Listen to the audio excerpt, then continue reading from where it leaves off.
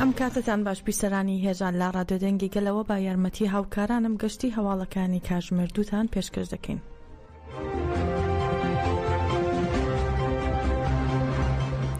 ناوەندی چاپەمەنی و هێزەکانی ڕاگەیاندنی هێزەکانی پاراستنی گەل هەپەگە سەبارەت با 43هەمین ساڵوەگەری بەرخودانی ڕۆژووی مردنی مەزنی 14 تەمووز ڕاگەیاندراوێکی بڵاو کردوێتەوە. لە ڕاگەیاندراوەکەی هەپەگەدا هاتووە با ڕێزداری و شکۆوە یادی بەرخودانی 14 تەمووز و کاتدرانی پێشەنگی پاکێکە هاوڕێیانمە محەممەد خەیری دوورموش کەماڵپیر عکەیفی هەڵماز و عەلی چیچەک دەکەینەوە. ئەم ڕۆحیەتی بەرخۆدانە سەلمەندی لا دژی هەموو جۆرە فشار ئەشکەنجە و هێرشەکانی دژباهێڵی ئاپۆچیەکان تەنها جەستەش مابێت خۆڕاگری دەکات و بەم بەرخۆدانەوە سەردەکەوێت. هەپەگا لە ڕاگەیاندراوەکەیدا هاتووە ڕای دەگەێنین وەک چۆن تاوەکو ئێستا ئەنجام دراوە و لە ئێستاش بەدواوە ڕێچکەگری فیدایی ئاپۆین بین و بە دروستترین شێوە ئەو فیداکاریە جێبەجێ بکەین و نوێنەرایەتی بکەین. لەسەر ئەم بنەمایە ڕۆژووی شکۆی نەتەوەی گەلی کورد پیرۆز دەکەین.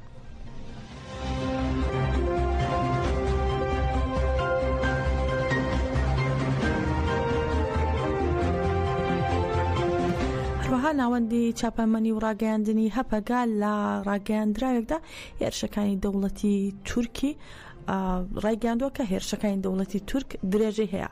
هەپەگا دەربارەی هێرشەکانی دەوڵەتی تورک بەم جۆرەیە ڕایگەاندووە وێڕای ئاگربەستی پەکەکە و بڕیارەکانی ڕاوەستاندنی تێکۆشانی چەکداری هێرشەکانی سوپایی تورک لا سەرکەری لە درێژەی هەیە.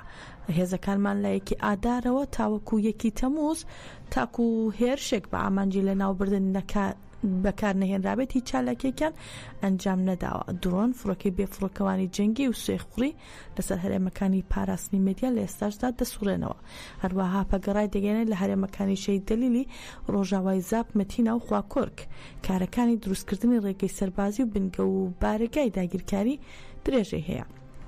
هێرشان لە ناوبردنەکانیش لا سەر کۆی تۆنێل و سەنگەری هێزەکانمان باگشتی و بەتایبەتی لا سەر تۆنێلەکان لا گۆڕەپانی بەرخۆدانی دەرگەلەی هەرێمی مەتینە درێژەی هەیە و با دیاریکراوی لا دژی تۆنێلەکانی شەید غەمگینی دەرگەلێ 4 جار بە تەقەمەنی بەهێز و 4 جاریش بە گازی کیمیایی و 5 جاریش بە شۆڤل و حەفارە هێرش کراوەتە سەریان. هەروەها بەگەڕای دەگەێنێت لەسەر هەرێمەکانی زاب مەتینە خواکۆرک و گارە هێرشەکان با تۆپ چەکی قورس و هاوان درێژەی هەیە و لە نێوان 27 حوزەیران و 13 تەمووزدا 2240 هێرش کراوتە سەر ئەم هەرێمانە.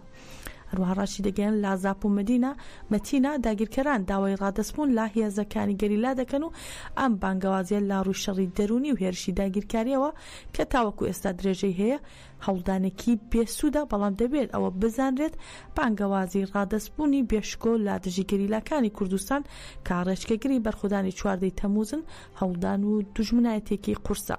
هەروەها لە ڕاگەیاندراوەکەی هەپەگەدا هێرشەکانی سوپای تورک بەم شێوەیە خراوە تاڕوو لە ڕۆژانی 4 و 5 تەمووزدا لە هەرێمی مەتینە تۆنێلەکان لا گۆڕەپانی بەرخۆدانی دەرگەلێ 4 جار بە تەقەمەنی بەهێز تۆ بارانکراون لە ڕۆژانی 5 و 6 تەمووزیش لە هەرێمی مەتینە تۆنێلەکان لا گۆڕەپانی بەرخۆدانی دەرگەلێ 4 جار بە گازی ئیستۆت و گازی کیمیایی جۆر بەجۆر بۆم بارانکراون. هەروەها لە نێوان 29 حوزەیران و 5 تەمووزدا لە هەرێمی مەتینە 5 جار هەوڵدرا بە ئامێرەکانی کوونکردن و حەفارە تۆنێلەکان لە هەرێمی بەرخۆدانی دەرگەلێ داڕوخێندرێت. لا 5 تەمووزیشدا لە هەرێمی مەتینە تۆنێلەکان لا گۆڕەپانی بەرخۆدانی دەرگەلێ و بێشلێ 3 جار با درۆنی بۆم ڕێژکرا و بردومان کراون و لە نێوان 27 حوزەیران و 13 تەمووزیشدا لە هەرێمی مەتینە گۆڕەپانی بەرخۆدانی بێشلێ دەرگەلێ و سەری مەتینە 981 جار با چەکی قورس تۆپ و هاوان بردومان کراون. هەروەها لە نێوان 27 حوزەیران و 13 تەمووزیش لە هەرێمی شەید دەلیلی ڕۆژاوای زاب گۆڕەپانەکانی بەرخۆدانی ئامێدی گردی بەهار و سەرگەلێ 602 جار بە چەکی قورس تۆپ و هاون بردومان کراون و لەلایەکی تریشەوە لە نێوان 27 و 13 تەمووز لە هەرێمی گەرە گۆڕەپانەکانی گردی زەنگەل دێرەشێ کانی سارکێ زیفکێ سێدارە دەشتی کافیا و سپێندارە و یەک ماڵێ و مژێ و گرکاشێ و گردی ڕەشید 545 جار با چەکی قورس تۆپ و هاوان بردومان کراون. لە نێوان 27 حوزەیران تا 13 تەمووزیشدا لە هەرێمی خواکورک گۆڕەپانەکانی بەرخۆدانی بەرێزێنێ و سنێن 115 جار با چەکی قورس و تۆپ و هاوان بردومان کراون.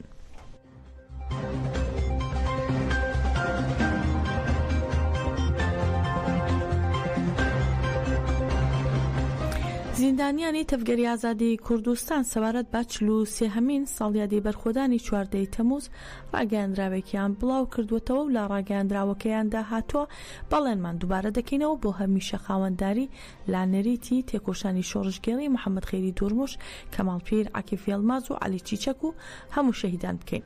هەروە ئاماژە بۆش دەکەن کە ئەم بەرخۆدانە مانادارترین چالاکی ڕەسمی پاراستنی بەهاکانی مرۆڤایەتی بوو. محەممەد خێری دوورموش، کەماڵپیر، عەکیف یەڵماز و عەلی چیچەک بە چالاکیەکەیان سەلماندیان لە سەختترین هەلوو مەرجیشدا چۆن سەرکەوتن بەدەست دەهێنرێت و پێوانی میلیتانی ئاپۆی چیە و چۆن ڕێبازی شۆڕشی کوردستان نیشان دەدرێت.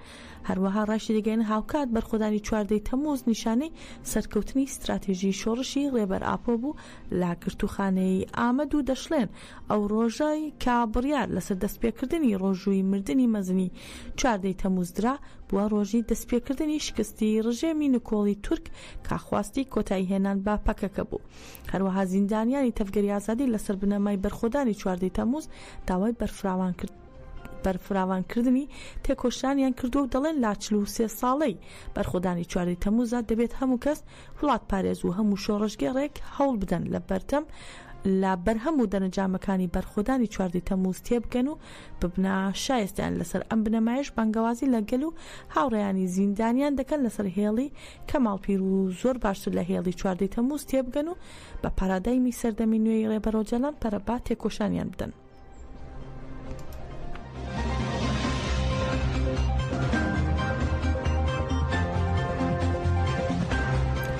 نووسینگەی ڕۆژنامەوانی هێزەکانی سووریای دیموکراتی قەسەدە لەبارەی دۆخی سووریا ڕاگەیاندراوێکی بڵاو کردووەتەوە و تیایدا ڕایگەاندووە ئیدانی هێرش و پەلەمارە بەردەوامەکان دەکەین بۆ سەرکوند و ناوچەکانی پارێزگای سوێیدا کە زۆرینەی دانیشتوانەکانی سەر بە پێکهاتەیی دەروزیەکانن. دەشڵێن داوای دانوساندن دەکەین لە نێوان هەموو پێکهاتەکانی سووریادا و باس لەوەش دەکەن کە پێکهاتەی دەروزیەکان یەکێکن لە قوربانیەکانی شەڕی تایفی، هەر بۆیە داوا دەکەن هێرشەکان بۆ سەریان ڕابگیرێ.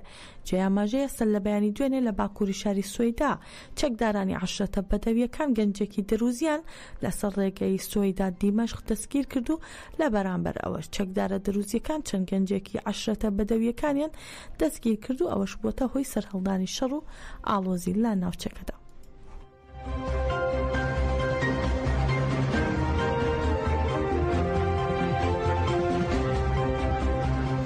ڕوانگەی سووری بۆ مافەکانی مرۆڤ وڵاوی کردوتەوە بە هۆی شەڕی نێوان عەشرەتە بەدەویەکان و پێکهاتەی دەروزیەکان لە پارێزگای سوێیدا 40 کەس کوژراون و 50 کەسیش بریندار بوون. دەشڵێن دەسەڵاتی کاتی دیمەشق بەناوی پاراستنی سەقامگیری پشتیوانی لە عەشرەتە بەدەویەکان دەکات. هەروەها ڕوانگەی سووری ئاماژە بۆش دەکات کە بەهۆی شەڕەکەوە 40 کەس کوژراون کە 27 لەوانە لا دەروزیەکانن کە ژن و منداڵیشیان تێدایە و هەروەها 10 چەکداری عەشرەتە بەدەویەکانیش کوژراون.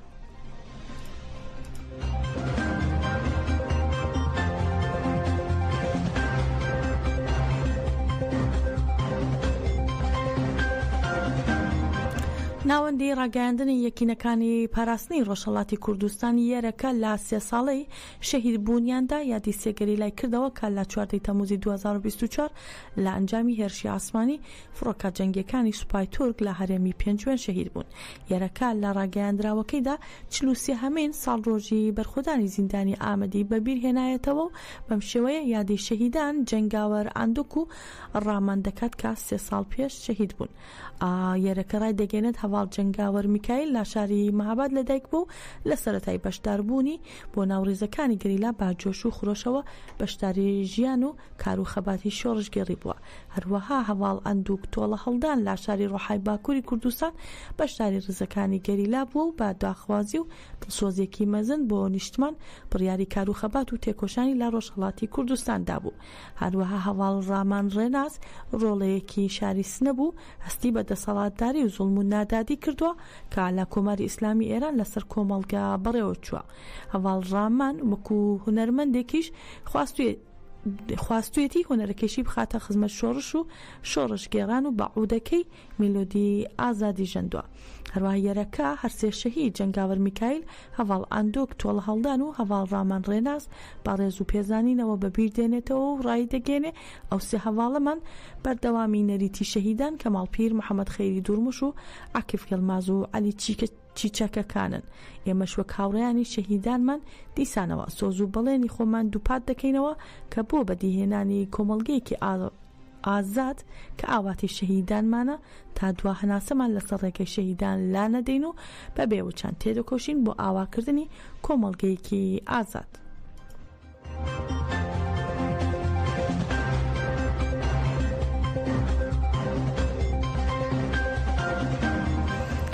لە شاری سلێمانی لەلایەن سنتەری میترۆوە ئاماری 6 مانگی ئەم ساڵی چالاکی و ناڕەزایەتیەکان لە باشووری کوردستان بڵاوکراوەتەوە.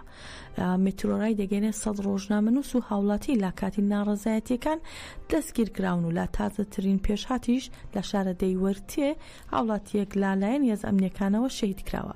هەروەها ڕاشی دەگەێنن بەشی زۆری ناڕەزایەتیەکان لە شاری سلێمانی بووە کە 101 چالاکی بووە و لە هەولێر 57 چالاکی و 6 چالاکیش لە دۆهۆک بووە و 8 چالاکیش لە هەڵەبجە و لە هەرێکە لە ئیدارە سەربەخۆکانی ڕاپەڕین 8 چالاکی و لە گەرمیانیش 11 چالاکی ئەنجام درراوە. باس لەوەش دەکەن لەو ژمارەیە 61 چالاکیان بۆ موچە و 31 چالاکی بۆ خزمەت گوزاری بووە.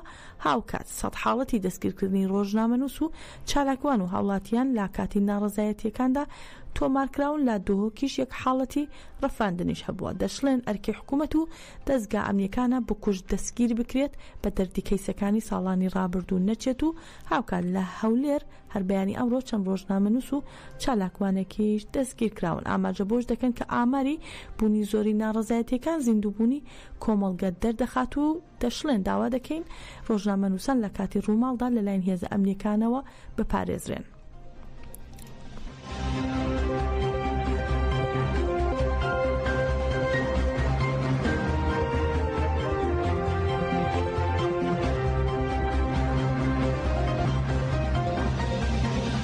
فشارەکانی ئەمریکا لەسەر هێندێ سەرکردە و کەسایەتیەکانی چوارچێوەی هەماهەنگی و هەشتی شعبی لە ئێستادا بەردەوامە و سەبارەت بە فشارەکانی ئەمریکا بە هەڕەشەی کوشتنی سەرکردە شیعەکانی عێراق لەلایەن ئیسرائیلەوە شرۆڤەکارانی عێراقی خالد داعیمی دەڵێت هەڕەشەی کوشتنی سەرکردە شیعەکانی عێراق لەلایەن ئیسرائیلەوە زۆر جددیە. دەشڵێت با مەبەستی جێبەجێکردنی ئەو پلانش هەماهەنگی تەواو لە نێوانی ئەمریکا و ئیسرائیلدا هەیە، بەڵام ئەو هەنگاوە دەبێتە هۆی کاردانەوەی ناوخۆی. هەروەها ماهێر عەبدجەودە چاودێری سیاسیش دەڵێت بڵاوکردنەوەی دەنگۆی کوشتن و هەڕەشەی ناوخۆیی و دەرەکی لە سەرکردە شیعەکان تەنیا با مەبەستی شپرزاکردنی گۆڕەپانی سیاسی عێراقە. دەشڵێت کاریگەری ئەو دەنگۆیانە لەسەر پرۆسی هەڵبژاردن و دەنگدەرانیش سنووردارە و هەروەها ئاماژە بۆش دەکات کە داوا لە دەستگا ئەمنیەکان دەکەم کە بەجددی مامەڵە لەگەڵ ئەو پرسەدا بکەن.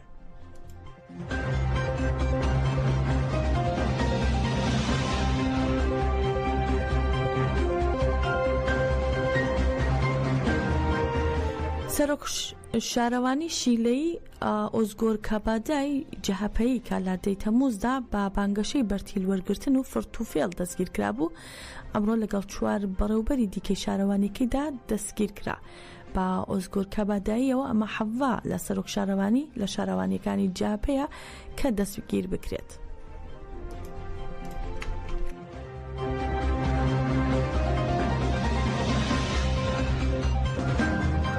بەنیامین نەتانیاهو سەرۆک وەزیرانی ئیسرائیل ڕایگەیاند وڵاتەکەی پێشنیاری ستیڤ وێتکۆف نێردەی تایبەتی ئەمریکای بۆ ڕۆژهەڵاتی ناوەڕاست قبول کردووە، بەڵام حەماس ئەو لایەنەیە کارەتی دەکاتەوە بگەنە ڕێککەوتنی ئاگربەست. نەتانیاهو سەرۆک وەزیرانی ئیسرائیل ڕایگەیاند دوای سەردانێکی گرنگ گەڕامەوە و هەروەها دەشڵێت دەرفەتی زۆر و ئەگەری زۆر و ئەرکی زۆر هەیە و بڕیارم داوە هەمویان بەدەست بهێنم. سەبارەت بەو ڕاپۆرتە میدیایانەی کە باس لەوە دەکەن حکوومەتی ئیسرائیل پێشنیاری ئاگربەست لە غەزە ڕەت دەکاتەوە، نەتانیاهو ڕوونی کردەوە قسەکانیان هەمیشە دەنگدانەوەی پڕۆپەگەندەی حەماسە، بەڵام هەمیشە هەڵەن و ئێمە ڕێککەوتنەکەمان قبول کردووە و ڕێککەوتنی ڤیتکۆف و دواتر ئەو پرۆژانەی کە لەلایەن نێوەندگرەکانەوە پێشنیار کرابوون ئێمە قبولمان کردن، بەڵام حەماس ڕەتی کردوێتەوە.